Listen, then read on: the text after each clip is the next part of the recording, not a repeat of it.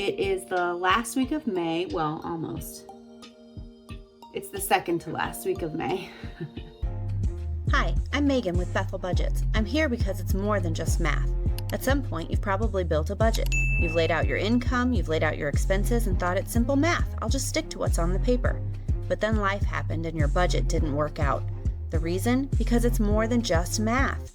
That's where I come in. Let's figure this out together. Don't give up. You've got this.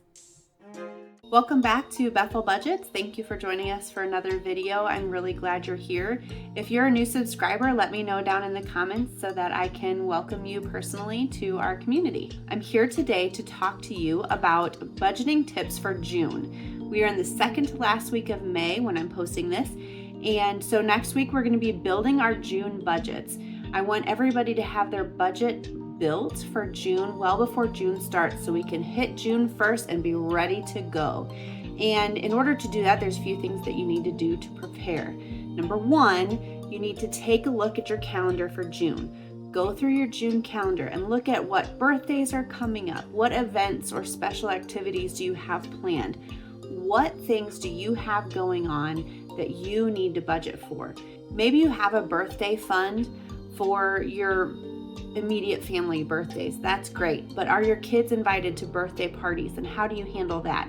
Do you have to put that into your monthly budget, or do you have a birthday fund for that? I do that with what I call a kids events / birthdays fund. If our kids are invited to go somewhere, either for a birthday party or a youth group event, that money is put into that category line item in our June budget.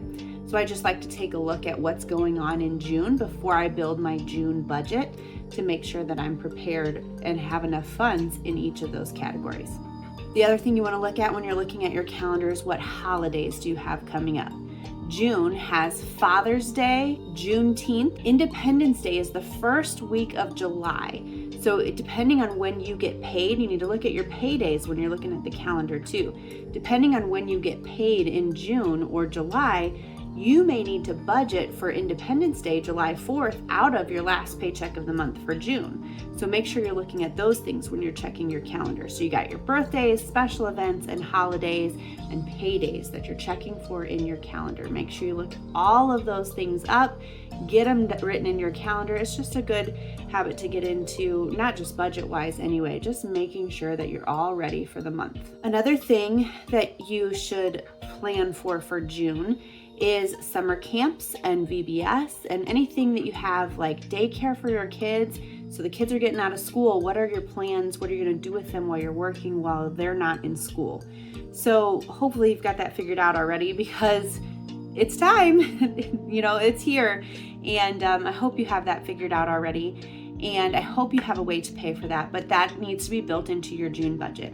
And even better, if you can track that spending and track what those costs are, so you can put that on a sinking fund for next year.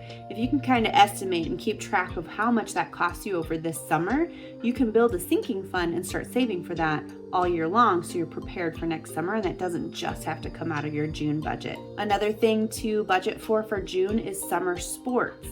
I know that it's not quite time to sign up for summer sports yet. My daughter's starting her swim team, so we've got that we need to budget for, but I have a sinking fund for that.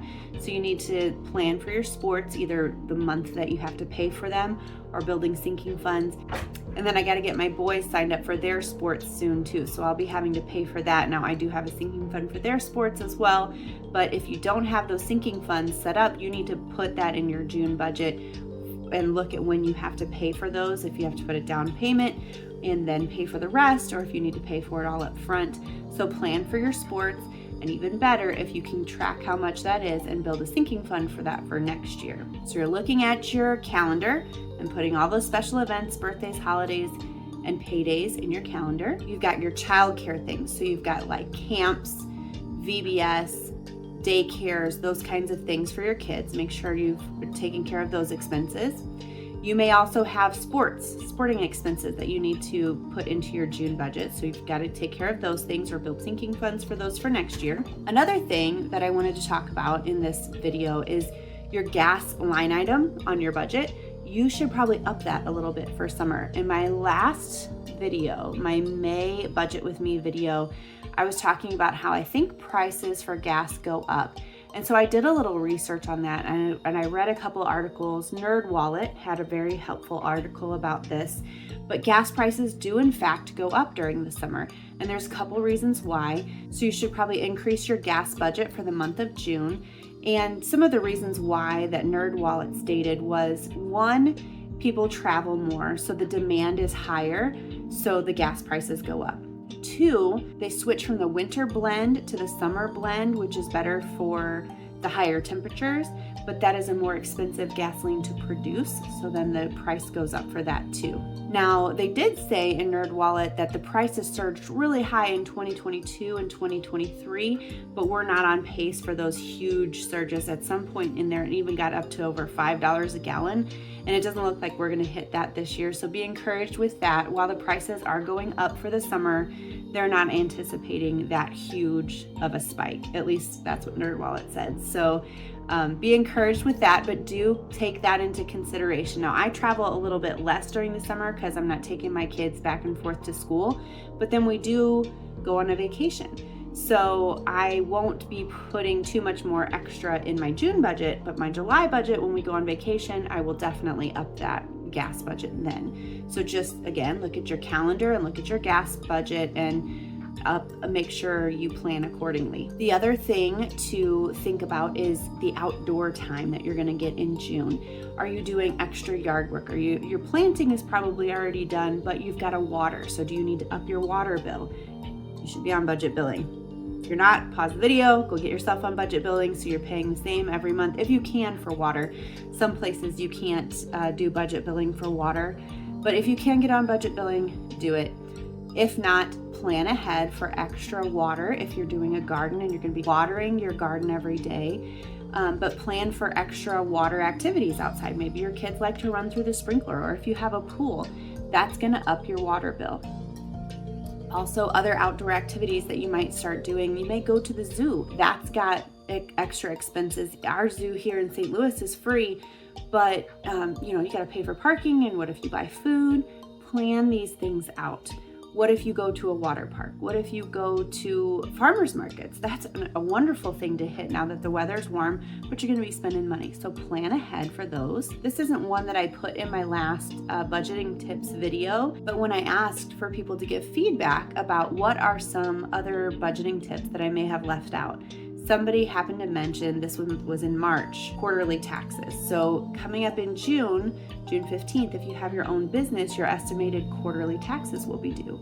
So make sure you're planning ahead for that. Start a sinking fund for that for the next quarter if possible, but make sure that you're planning ahead for that. And it's just a friendly reminder that those are due. I know I'll have to be taking care of that for us over here. So you got your calendar check, you've got your kids' daycare and camps, you've got sporting events, gas, your gasoline budget needs to go up, outdoor activities, and estimated quarterly taxes. I don't think I missed any in my review, but if I've missed anything that you think that I should have added to this video, please put it in the comments below and let me know so that next June I can help people prepare even better. But make sure you're starting to check your calendar, get your list together, and come back next week and we can build our June budget together. Keep going. You've got this.